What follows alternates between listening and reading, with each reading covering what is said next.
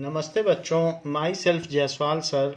हम पढ़ रहे हैं class 10th science life processes.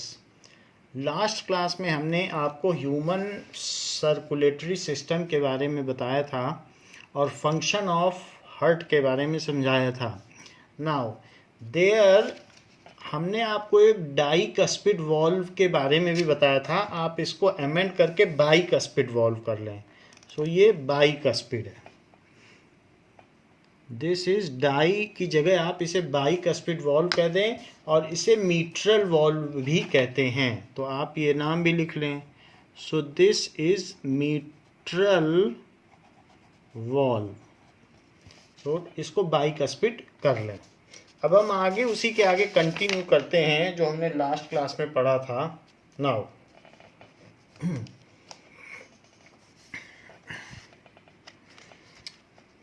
we will know something extra about heart कि कुछ डिटेल्स जो फैक्ट्स एंड फिगर्स हैं वो हार्ट के बारे में जानेंगे। नाउ देखिए,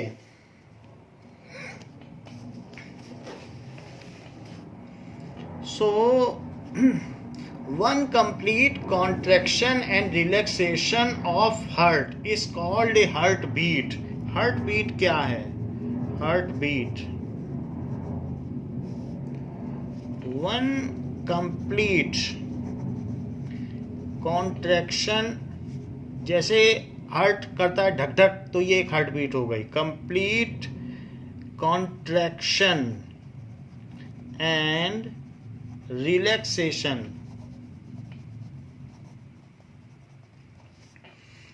of the heart is called heartbeat.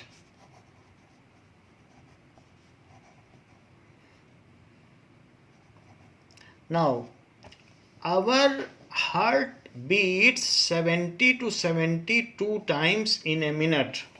Our heart beats 70 to 72 times a minute.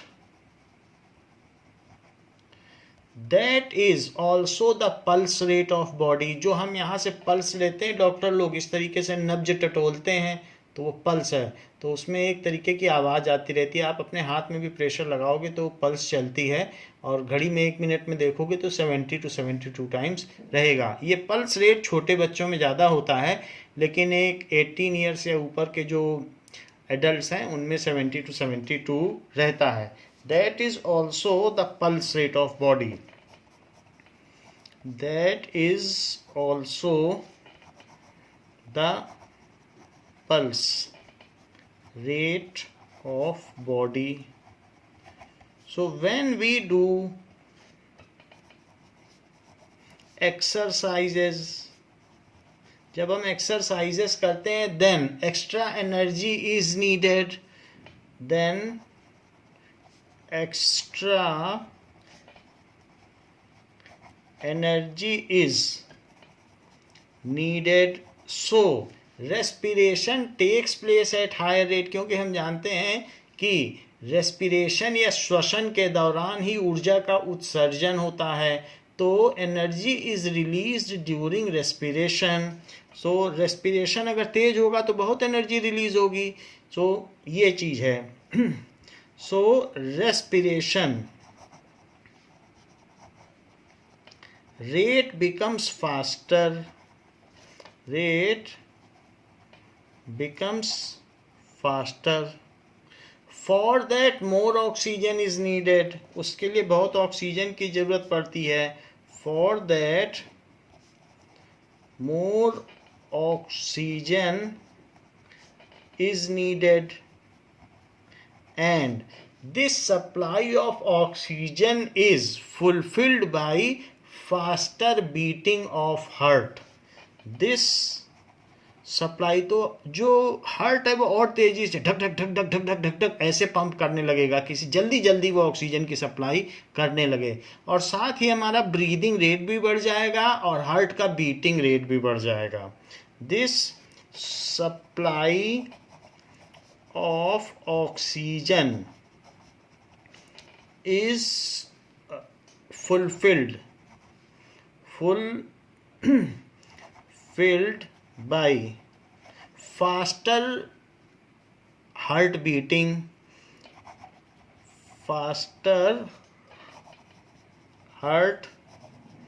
beating and करीब वो जो हार्ट बीट करेगा 80 to 85 बीट्स पर मिनट करेगा, and faster breathing rate, faster, और हम जानते हैं 80 से 20 ब्रीथ्स हम पर मिनट लेते हैं, तो वो जो ब्रीदिंग है वो अब 18 से 20 ना होकर के 25 तक पहुंच जाएगी, and faster breathing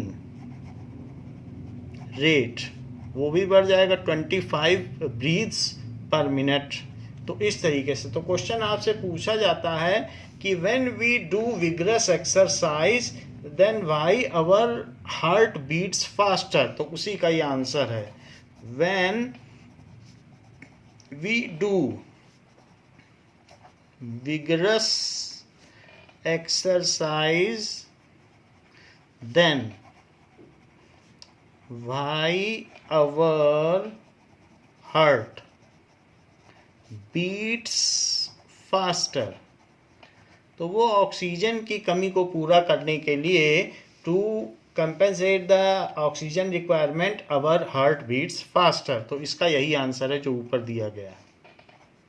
now we should now see the circulation system. What does it mean by double circulation? तो एक और डेफिनेशन आती है double circulation. So a circulatory system in which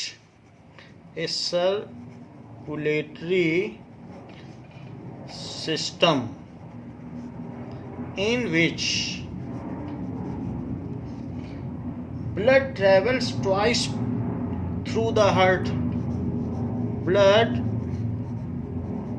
travels twice through the heart,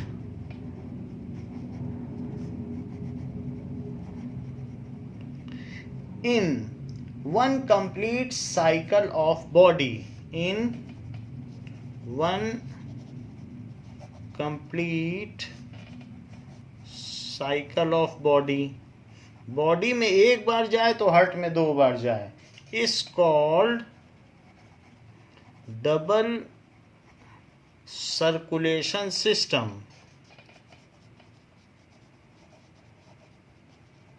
तो उसको कहा जाएगा double circulation. So all the animals, जो भी एनिमल्स हैं उनमें भी कौन कौन, मैमल्स और इसके अलावा एम्फीबियंस, रेप्टाइल्स, एविस, ये सभी जितने भी हैं इन सब में डबल सर्कुलेशन सिस्टम होता है।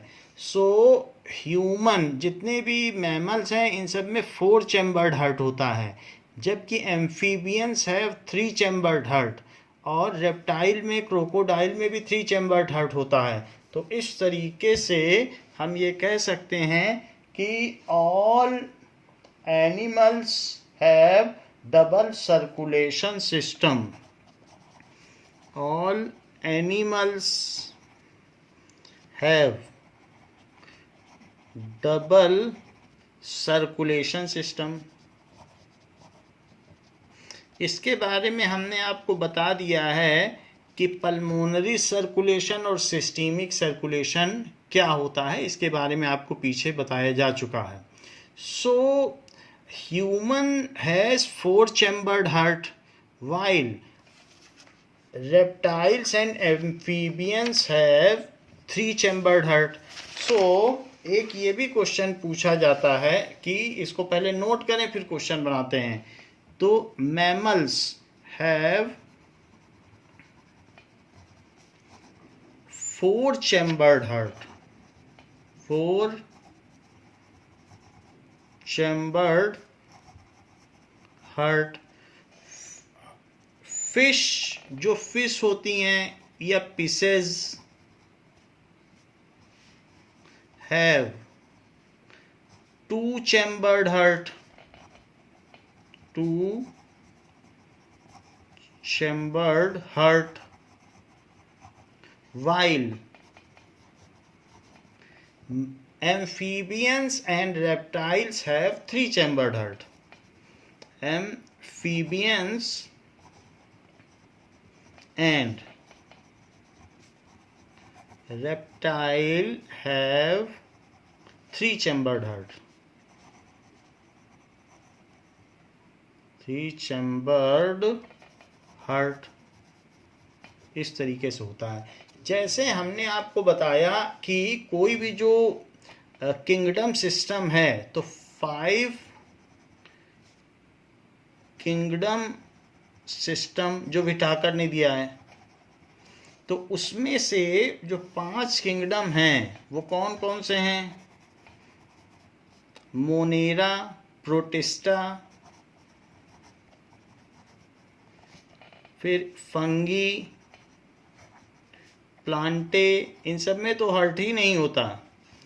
और इसके अलावा एनिमेलिया। अब एनिमेलिया में भी अलग अलग 5 हैं, मेनली हम 5 लेके चल रहे हैं। सो फिशेस यानी फिश, तो फिश हो गई। इसके बाद क्या हो गया? एम्फीबिया, फिर रेप्टाइल, फिर इसके बाद mammals and Aves and mammals. Aves का मतलब बर्ड्स होता है और मैमल्स जो बच्चों को दूध पिलाते हैं। सो ये बर्ड हो गया, ये हो गया, और ये फिशेस हो गया, फिश। सो इसमें 2 चैम्बर्ड हार्ट है, 2 चैम्बर्ड हार्ट, और इसमें सिंगल सर्कुलेशन सिस्टम है, वो भी मैं समझाऊंगा। सिंगल सर्कुलेशन सिस्टम है। जबकि एम्फीबिया और रेप्टाइल में 3 चैम्बर्ड हार्ट है, 3 चैम्बर्ड हार्ट, और डबल सर्कुलेशन सिस्टम है, डबल सर्कुलेशन सिस्टम। जबकि एविस एंड मैमल्स में 4 चैम्बर्ड हार्ट है, 4 चैम्बर्ड हार्ट है। और ये जो भी हैं इसमें डबल सर्कुलेशन सिस्टम है, डबल सर्कुलेशन सिस्टम है। 4 chambered heart is the most efficient heart which separates deoxygenated blood from oxygenated blood। 4 chambered heart। So ये जो है system, it is most efficient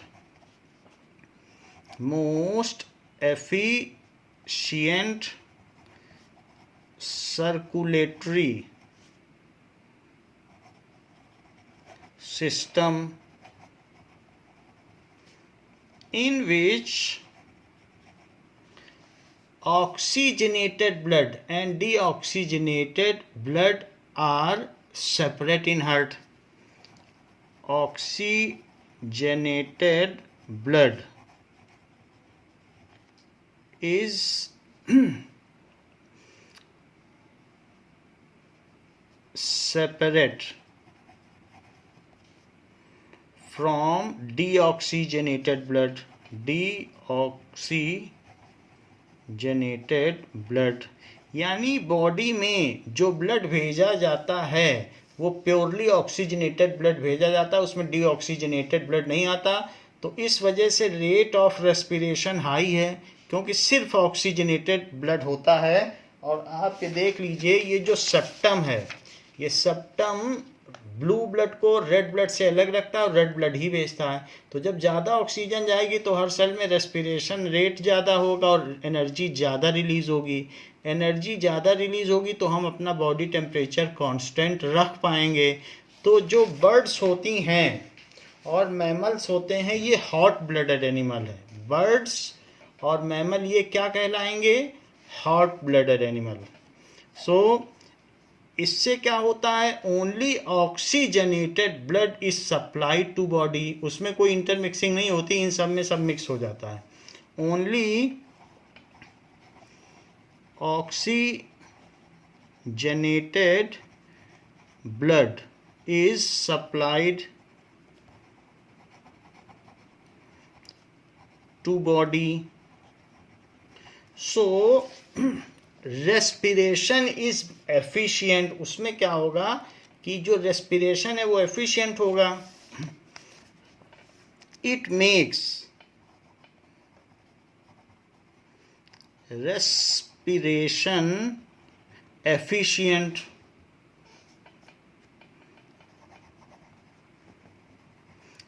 ये एफिशिएंट बनाता है रेस्पिरेशन को। And maintain constant body temperature, भाई ज़्यादा एनर्जी रिलीज होगी। And maintain constant body temperature, constant body temperature. So इसलिए इन लोगों को हॉट ब्लडेड एनिमल कहा जाता है। हम लोग हॉट ब्लडेड एनिमल है, hot blooded animal, hot blooded animal. So we are hot blooded animal, क्योंकि हम पूरे साल में पूरा फंक्शन करते रहते हैं और कभी हिबरनेशन में नहीं जाते हैं, अपनी लाइफ साइकिल सस्पेंड नहीं करते हैं। जैसे लिजर्ड है, छिपकली है, सांप है, सर्दियों में वो छुप जाता है, बिल में कुछ काम नहीं करता, 6-6 महीने छिपा रहता है। तो इसलिए हम लोग हॉट ब्लडेड हैं। और जबकि इन सब में क्या होता है कि ये सारा जो भी है, in this oxygenated blood get mixed with deoxygenated blood, and that blood is only supplied throughout body. In this oxygenated blood get mixed with deoxygenated blood,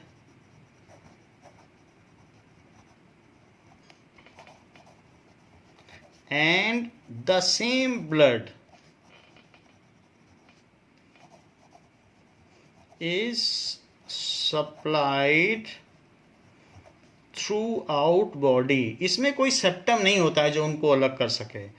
throughout body, अभी मैं फिगर के द्वारा आपको समझाऊंगा। So respiration process is not that efficient, जब उसमें ऐसा blood भेजोगे जिसमें ऑक्सीजन भी है और CO2 भी है, तो उस केस में वो रेस्पिरेशन उतना एफिशिएंट नहीं होगा। So respiration is not that efficient,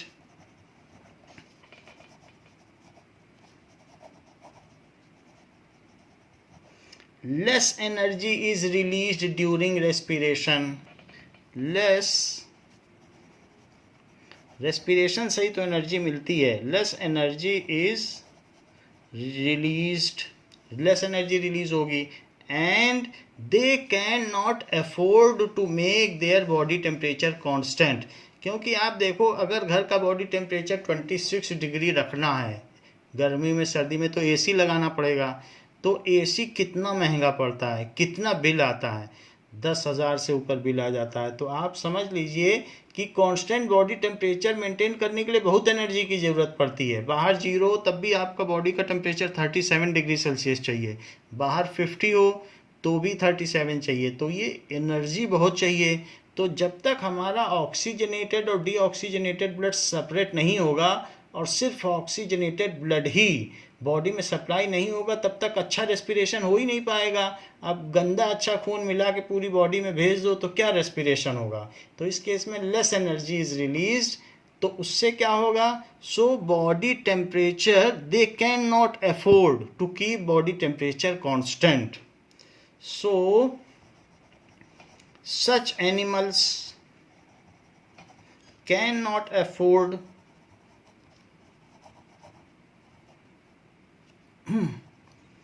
to keep body temperature constant,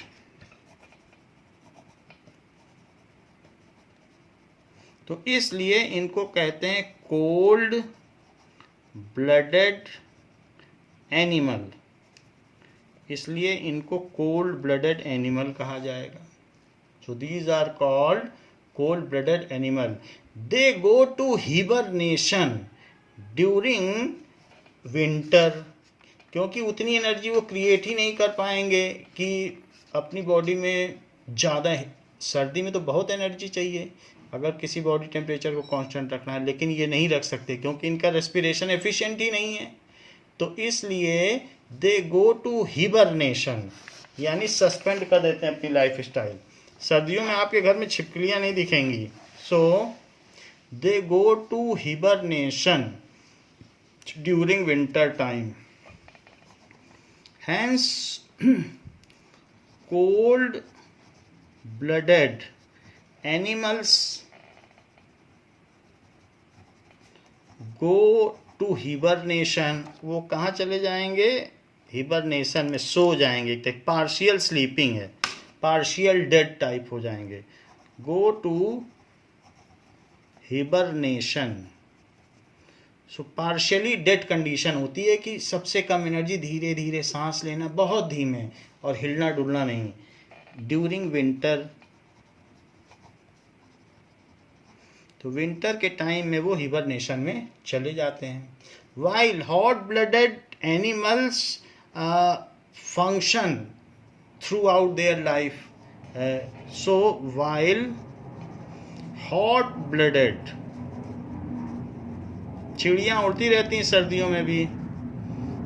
animal keep on functioning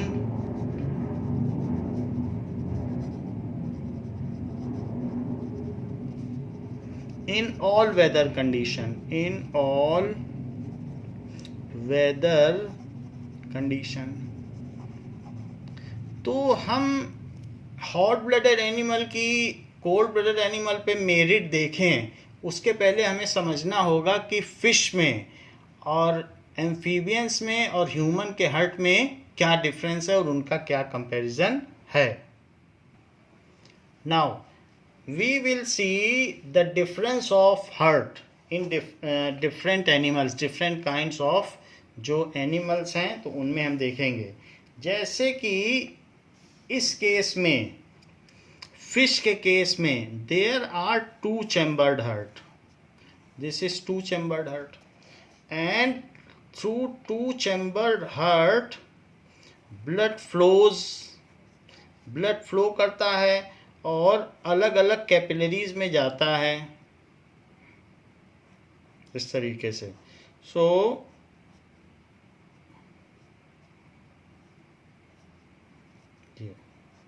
ना इस तरीके से जाएगा।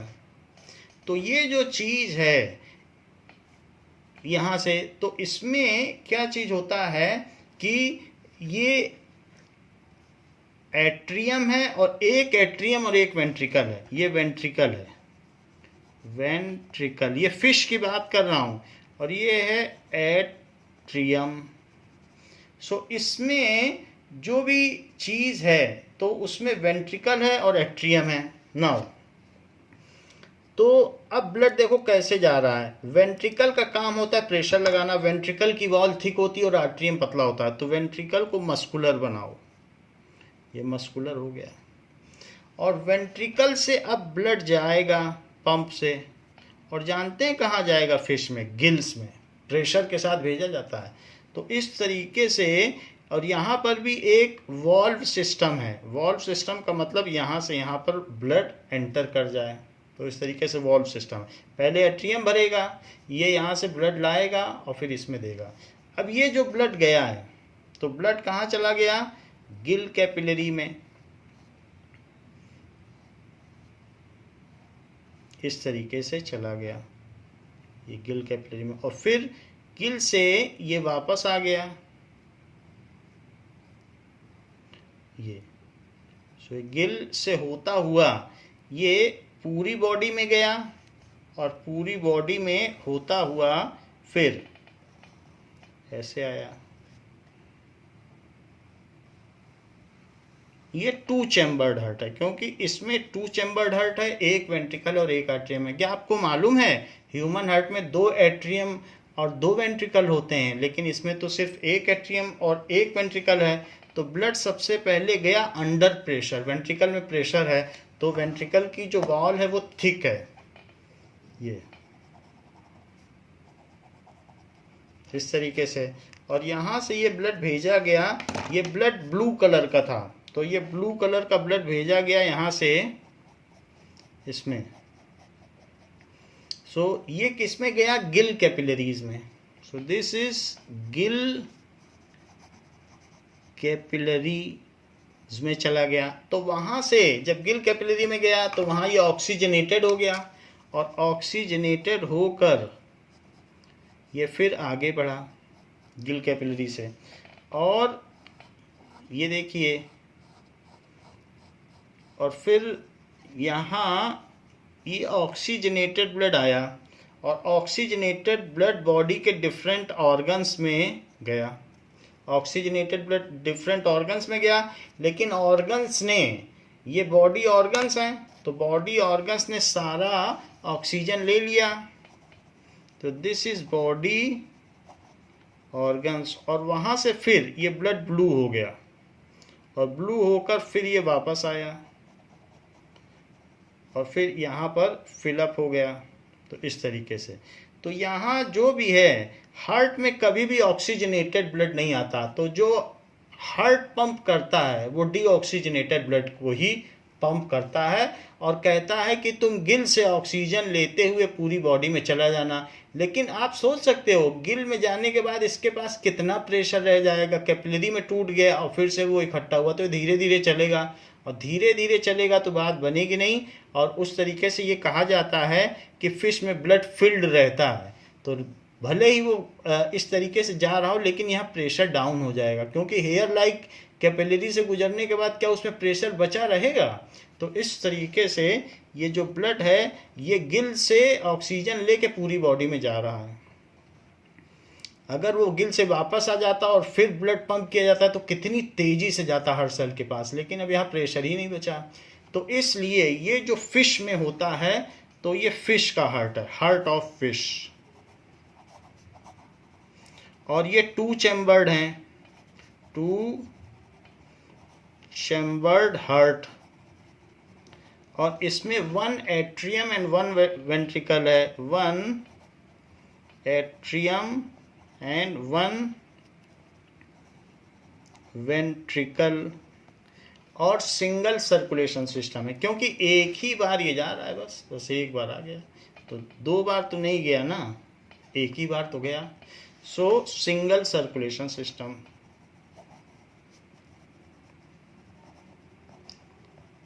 आप डायग्राम समझ लें, बाकी जो भी सर्कुलेशन सिस्टम इन फिश है उस पर क्वेश्चन आता है तो मैं इसी के बेसिस पे आपके लिखवा दूंगा, तो आप समझ लें फिश में किस तरीके से है। एक आर्ट्रियम है, आर्ट्रियम में गंदा ब्लड आया, डीऑक्सीजनेटेड, फिर वही डीऑक्सीजनेटेड सप्लाई हो गया। बात रही इसके अलावा, अब हम देखते हैं कि रेप्टाइल्स और एम्फीबियंस में किस तरीके का होगा।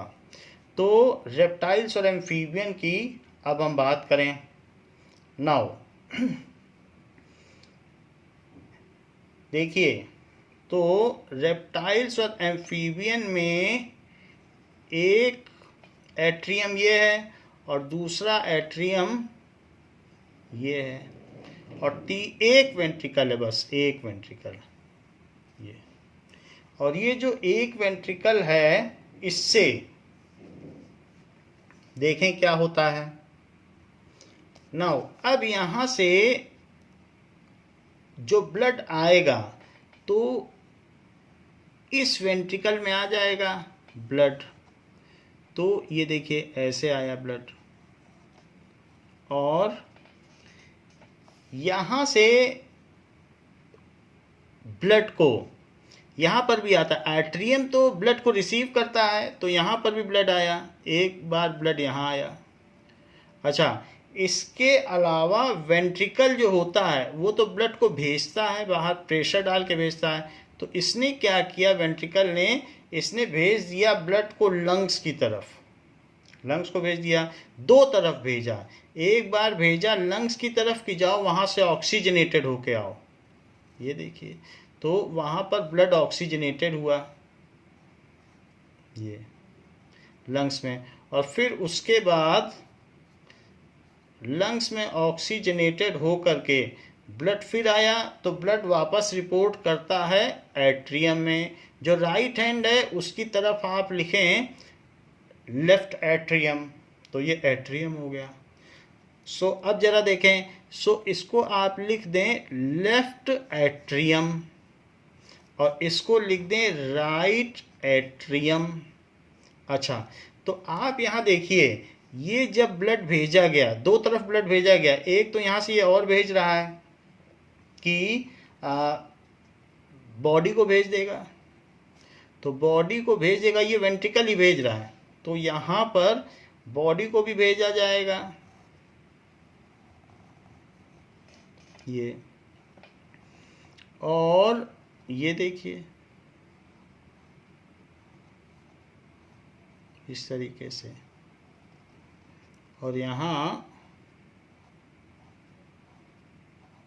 ये फिर इस तरीके से मिल जाएगा और फिर यहाँ चला जाएगा। अब इस पूरे सिस्टम को आप समझिए कि हो क्या रहा है। तो यहाँ पर सबसे पहले ये बॉडी है, टू बॉडी सेल्स। अब यहाँ पर सबसे पहले बॉडी सेल्स में जाएगा तो ये ब्लड डर्टी हो जाएगा या डीऑक्सीजनेटेड हो जाएगा, तो डीऑक्सीजनेटेड ब्लड यहाँ आ रहा है थ्रू वेन्स, और वेन से आकर के ये राइट एट्रियम में गिर रहा है। राइट एट्रियम में ये गिर गया ब्लड, तो राइट एट्रियम से फिर ये इसमें गिरेगा, इसमें गिर जाएगा। अच्छा, ये गिर गया, यहाँ कोई सेपरेशन नहीं है। इसके बाद यही ब्लड यहाँ से जा रहा है डर्टी ब्लड, डीऑक्सीजनेटेड ब्लड, तो वो यहाँ गया और यहाँ से ऑक्सीजनेटेड होकर के आया। तो ज़रा देखिए, ऑक्सीजनेटेड होके आ गया तो ये कहाँ गिरा, ऑक्सीजनेटेड हुआ तो यहाँ पर ही गिर गया, और फिर ये वॉल्व है तो इससे इसमें आ गया। तो ऑक्सीजनेटेड और डीऑक्सीजनेटेड ब्लड आपस में मिल गया, ये ऑक्सीजनेटेड ब्लड और यहाँ से डीऑक्सीजनेटेड गिरा, यहाँ से ऑक्सीजनेटेड गिरा, और देखो कैसे मिल रहा है, ये बिल्कुल ब्लू और रेड मिल ही गए, ये ब्लू। सो ऑक्सीजनेटेड, क्योंकि एक आर्ट्रियम से डीऑक्सीजनेटेड, एक आर्ट्रियम से ये, और यहाँ से इसने भेज दिया था कि जाओ आप जैसा भी ब्लड है, मिक्स्ड ब्लड कोई इसने लंग्स पे भेज दिया, ये लंग्स हैं, लंग्स में मिक्स ब्लड को भेज दिया और वहाँ से ये प्योरीफाई हुआ, फिर आ गया इसी में, और फिर वहाँ से जैसा भी है वही ब्लड थ्रू आउट बॉडी भेजा गया, वो मिक्स्ड है। मिक्स्ड का मतलब उसमें थोड़ा ब्लू भी रहेगा और थोड़ा रेड भी रहेगा, क्योंकि मिक्स हो गया, ये सेपरेट कर ही नहीं पाया, इसके पास सेप्टम है ही नहीं। तो इसने क्या किया, मिक्स्ड ब्लड को पूरी बॉडी में सप्लाई कर दिया, तो इसकी लेस एफिशिएंसी है, इसलिए इनको भी लिजर्ड और इनको भी, और यहाँ पर भी जो ब्लड है उसी को इसी ने पंप यहाँ भी कर दिया था, तो थोड़ा बहुत ऑक्सीजनेटेड ब्लड फिर लंग्स में गया। हाँ, आते समय ये प्योर हो गया, लेकिन फिर से तो मिल गया। तो आप इसमें देखिए, राइट एट्रियम, लेफ्ट एट्रियम और ये वेंट्रिकल, वेंट्रिकल तो सेंट्रल होता है। हाँ, ये बात आप कह सकते हैं कि इसमें एक थिक वॉल बनाई जाए जिससे कि मस्कुलर लगे, तो आप इसे मस्कुलर बना सकते हैं। तो इसमें आप क्या कहेंगे कि ब्लड एक बार बॉडी से जा रहा है, तो यहाँ से बॉडी जाने के बाद गिरा और फिर जाके फिर गिरा, बॉडी से जाने के बाद हार्ट में आया, फिर भेजा, फिर हार्ट में आया, फिर गया।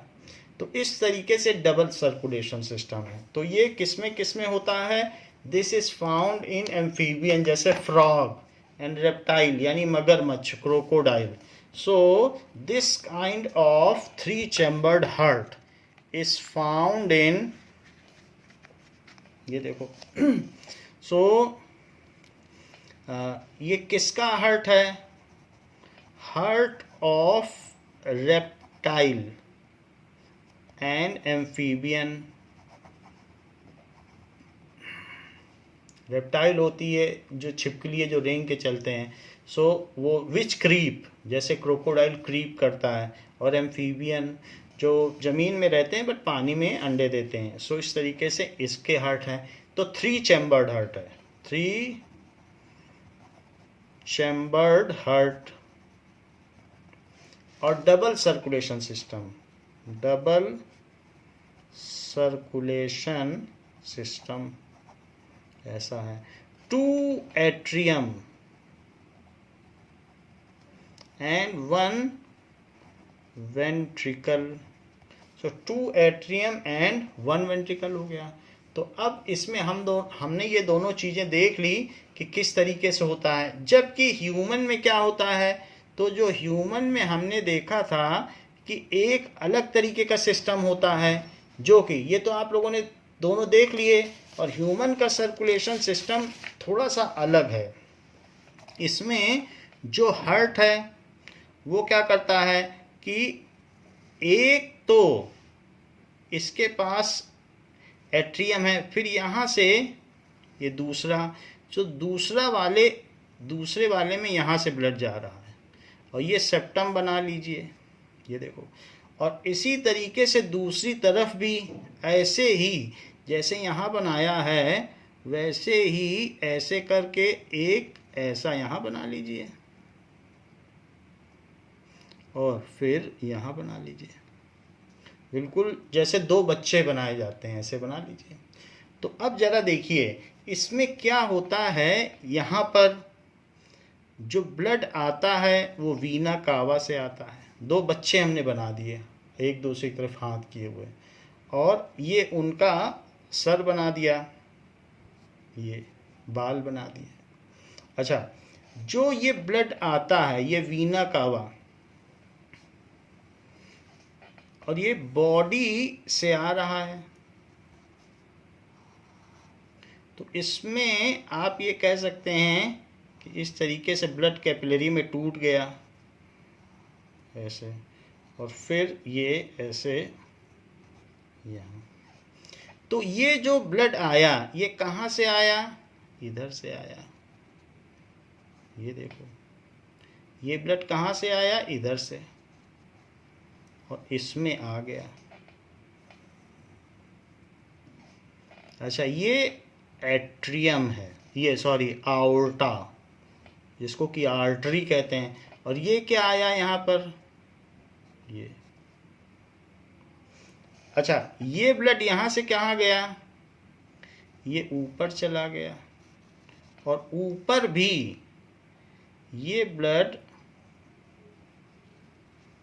ये देखो, तो इस तरीके से जो ऊपर गया तो कैपिलरी में टूट गया, और कैपिलरी में टूटने के बाद ये, तो ये यहाँ फिर से आ गया,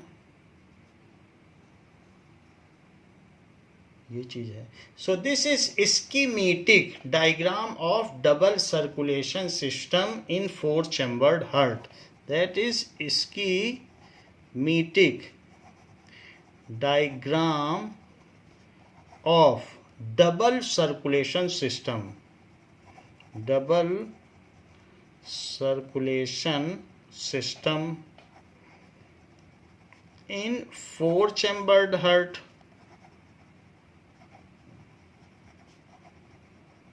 अच्छा, अब ज़रा देखो कि क्या क्या होता होगा। तो यहाँ पर हमने देख लिया कि इस तरीके से यहाँ, ठीक है, तो ब्लड जब इसमें गिरा और इसमें भी गिरा, तो ये ब्लड जो बॉडी से आ रहा है ये वाया वेन, तो टू वीना कावा, वास्तव में वीना कावा को जा रहा है, और ये वेन है जो कि एक वेन है, और यहाँ पर ये ब्लड कैपिलरीज है, तो टू बॉडी, ये क्या है, लंग्स, टू लंग्स, तो ये ब्लड ऐसे जा रहा है। अच्छा, ये बात तो निश्चित है कि जो बॉडी से ब्लड आ रहा है वो डीऑक्सीजनेटेड होगा, तो उसको हमें किस रंग से रंग देना चाहिए, we should colour it with blue because it is deoxygenated. Haemoglobin से जब ऑक्सीजन निकल जाता है तो हीमोग्लोबिन जो कि एक रेस्पिरेटरी पिगमेंट है वो ब्लू कलर में बदल जाता है। ऐसा हमने एक वीडियो में भी देखा था। तो ये इसमें गिर गया और ये जब पूरी तरीके से भर जाएगा तो एक कॉन्ट्रैक्ट हो जाएगा। इस चीज़ का नाम है, जो लेफ्ट हैंड साइड में है उसे कहिए राइट एट्रियम, राइट एट्रियम। अच्छा, इसके बाद बाकी आप इसमें चाहें तो इसके चारों तरफ एक इस तरीके का शेप बना सकते हैं। ये ऐसे एक शेप बना लें और जब ऐसा आप इसका शेप बना लेंगे तो ये बिल्कुल हार्ट ही लगेगा। तो आपका अगर हार्ट जैसे नहीं आ रहा बनाना तो आप ऐसे हार्ट ही बना लें, तो फिर आपका मान लिया जाएगा ये हार्ट है। अब देखिए बाकी इसे आप कलर कर दें।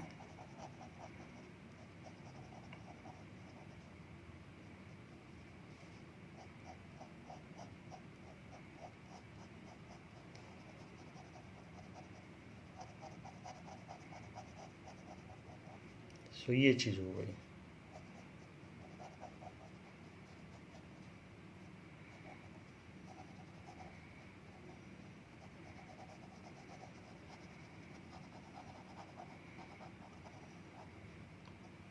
ये सो ये एक तरीके से हमने हार्ट बना दिया। अब जरा देखो कि ये राइट एट्रियम है, तो फिर ये नीचे वाला क्या हुआ, राइट वेंट्रिकल,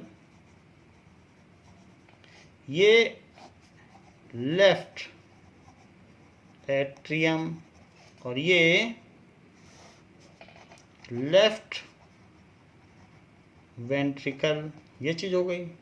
तो जब ब्लड इसमें गिरा फिर ये कंप्रेस हुआ और इस वॉल्व से, जो कि ट्राइकस्पिड वॉल्व है, तो यही ब्लड इसमें आ गया डीऑक्सीजनेटेड। फिर इसने इसी डीऑक्सीजनेटेड ब्लड को यहाँ से भेजा। वो जो भेजा है वो पल्मोनरी वॉल्व है। ट्राइकस्पिड से गिरा, पल्मोनरी वॉल्व से भेजा गया।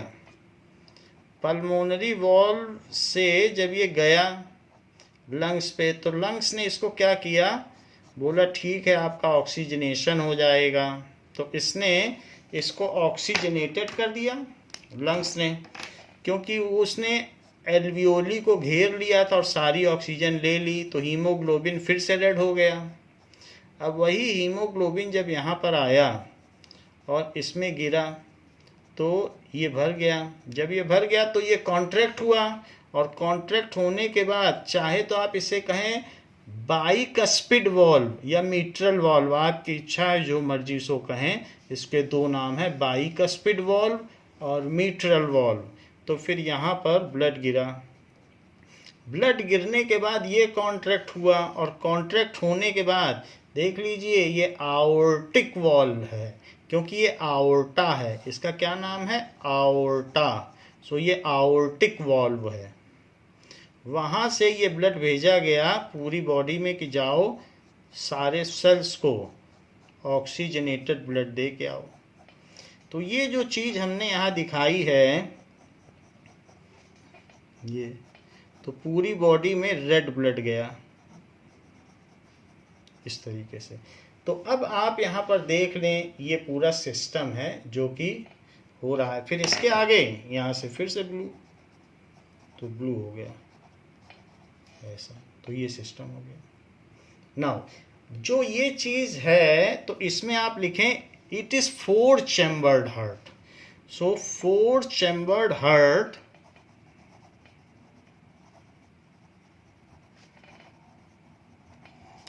इन किसमें होता है, एविस यानी चिड़िया लोगों में, बर्ड्स में, एंड मैमल्स इसमें होगा। 4 चैम्बर्ड हार्ट है। 2 atrium and 2 ventricle.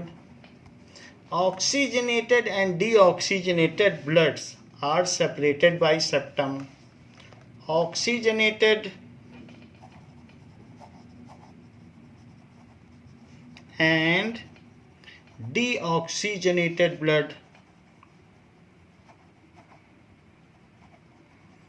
blood is separated by septum, most efficient circulatory system. ये मोस्ट एफिशिएंट क्योंकि इसमें प्योरली ऑक्सीजनेटेड ब्लड ही सेल को भेजा जा रहा है। जो एक गलती की है हमने वो हम आपको बता देते हैं। यहाँ से बात, फिर हमने यहाँ एरो नहीं दिखाया, और फिर यहाँ से भी हमने एरो नहीं दिखाया, और फिर यहाँ से भी एरो नहीं दिखाया, जो कि एक बड़ी गलती है। तो इस तरीके से हमें दिखाना चाहिए, हर एक में एरो जरूर दिखाएं कि कैसा इसका साइकिल है। So most efficient circulatory system,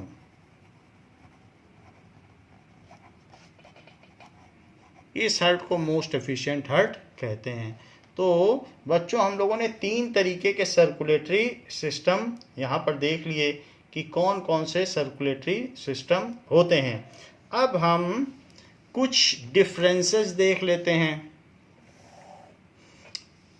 now arteries and veins के बीच में डिफरेंसेस देखें।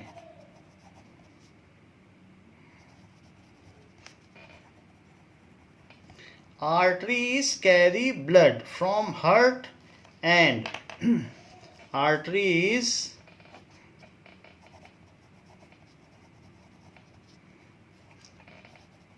carry blood from heart, heart से ले जाती हैं, ठीक है, टू बॉडी ऑर्गन, सब जगह ही ले जाती हैं, to other parts of body, चाहे वो कहीं भी ले जाए, पल्मोनरी में भी ले जाएगी तो पल्मोनरी आर्टरी कहा जाएगा, to outside heart, to other body organ, उसमें लंग्स भी आता है क्योंकि वो पल्मोनरी आर्टरी है जो वहाँ पर ले जाती है, टू अदर बॉडी ऑर्गन। क्या आप जानते हैं डीऑक्सीजनेटेड ब्लड को पल्मोनरी आर्टरी के थ्रू लंग्स में भेजा जाता है और ये काम राइट वेंट्रिकल करता है। अच्छा, वेन क्या है? Vein carry blood to heart, vein carry blood back to heart, जो वापस हार्ट में ले आए उसे वेन कहते हैं। इट कैरीज ऑक्स, ये जो भी है, तो वैसे तो आर्टरी है, पल्मोनरी आर्टरी है, वो डीऑक्सीजनेटेड ब्लड ले जाती है, और वेन है जो पल्मोनरी वेन है वो ऑक्सीजनेटेड ब्लड लेके आती हैं। सो नॉर्मली इसीलिए लिखना पड़ेगा, क्यों? क्योंकि एक ऐसी भी चीज़ है, यहाँ ये देख लो, ये है, ये पल्मोनरी आर्टरी है जो ले जा रही है, और ये पल्मोनरी वेन है, लेकिन बाकी जो नॉर्मली बॉडी में ले जा रही हैं थ्रू आउट, वो सारी आर्टरी ब्लू कलर का, ये रेड कलर का ब्लड ले जाती हैं, जैसे ये देख लो। तो इस तरीके से अगर आप देखें तो यहाँ पर जो आपको रेड रेड दिख रहा है तो वो सारा आर्टरी है, पूरी बॉडी में जहाँ जहाँ रेड कलर का ब्लड लिए जा रही हैं, दैट इज़ आर्टरी। तो ये चीज़ है। तो नॉर्मली वर्ड इसलिए लगाया गया है क्योंकि एक पल्मोनरी आर्टरी ब्लू कलर का ब्लड ले जाती, इसको लिख सकते हैं आप ये पल्मोनरी आर्टरी, क्योंकि जो बाहर ले जाए वो आर्टरी, जो अंदर ले आए वी इन वेन हो गया। सो ये पल्मोनरी आर्टरी है।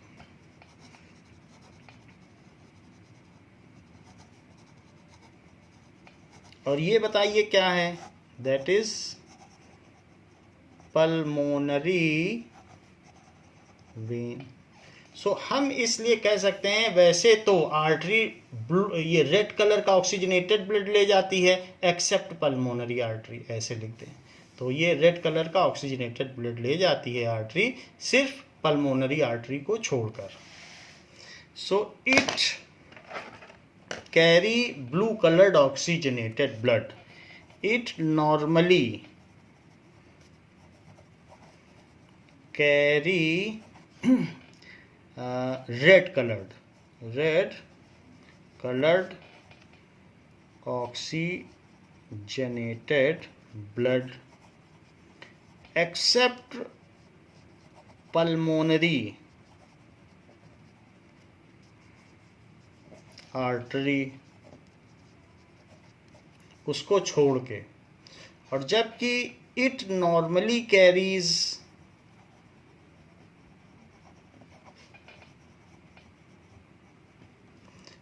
blue colored deoxygenated blood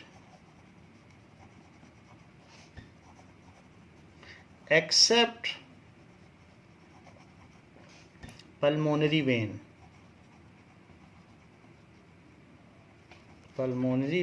क्योंकि वो ब्रिंग बैक करके लाती है ऑक्सीजनेशन करके, तो जो हार्ट में गिरे वो वेन, तो ये चीज़ हो गई। इसके अलावा इट इज़ हाईली इलास्टिक, ये बहुत इलास्टिक होती है, 100 किलो का वेट सह सकती है। Arteries are highly elastic and can bear load, बहुत खींची भी जा सकती है, तो इलास्टिक है, अपने लेंथ से डबल तक खींची जा सकती है।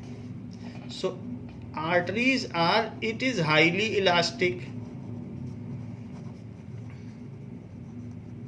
हाईली इलास्टिक होती है, प्रत्यास्थता होती है, खींची जा सकती है। It is highly elastic and can bear load, heavy load bear कर सकती हैं। And its walls are thicker, its walls are thicker. It is deeper inside body, ऊपर से वेन दिखेगी, हमने बताया था ना ये वेन है, ये देखो ब्लू कलर का ब्लड जा रहा है, और अंदर बहुत अंदर आर्टरी है, क्योंकि एक बार आर्टरी कट जाए तो उसमें तो प्रेशर इतना है कि खून का फव्वारा निकल जाए, फाउंटेन। आर्टरी गलती से कट जाए तो आदमी मर जाए। तो इस तरीके से its walls are thicker, these are present deeper inside skin. अच्छा, ये क्या है? इट इज, इसमें ऐसी कोई बात नहीं है, इट इज नॉट इलास्टिक, खींची नहीं जा सकती रबर बैंड की तरह, elastic, it is not elastic and can not bear load. So its walls are thinner and present near skin,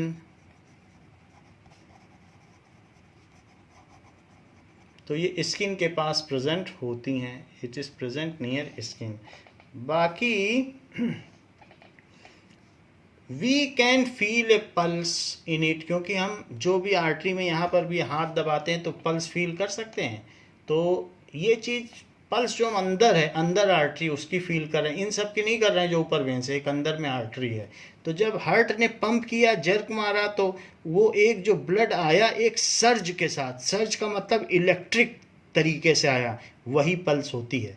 blood अचानक आ जाए, जैसे पानी बड़ी तेजी से खोलो नल तो वैसा आ जाए, उसी को पल्स कहते हैं, क्योंकि अंदर से जैसे ही लेफ्ट वेंट्रिकल कॉन्ट्रैक्ट हुआ, एक सर्ज महसूस किया गया, इलेक्ट्रिक शॉक, उसी को पल्स कहते हैं। So we can feel pulse from it, we can feel pulse from it, we can not feel pulse from it, we can not feel pulse from it. So inside artery no valve is present, inside artery no valve is present, as blood flows through it at high pressure, as blood flows through it at high pressure, जबकि throughout vein, पूरे vein में ही valves are present, valves are present which ensure one directional flow of blood, which ensures unidirectional flow, one directional flow of blood as blood flows through it at low pressure, as blood flows through it at low pressure। तो इसलिए पूरे vein में एक इस तरीके से जो tube है इसमें एक ऐसे वॉल्व रहेगा जो पूरे इसमें वेन्स में ऐसे वॉल्व रहेगा जो एक ही तरफ जाने देगा, लौट के नहीं आएगा तो ब्लड। तो यहाँ ऐसे वॉल्व है तो इससे ब्लड एक डायरेक्शन में ही फ्लो कर रहा है। सो वॉल्व सिस्टम है, क्योंकि लो प्रेशर लौट जाएगा नहीं तो प्रेशर तो है नहीं। तो ये जो हमने आपको बताया, these are the differences between arteries and veins. बाकी रही बात merits of heart of fish and the 4 chambered heart mammals, वो सारी चीज़ें हम आपको अगली क्लास में बताएंगे। तो बच्चों इस क्लास के लिए इतना ही। थैंक यू बच्चों।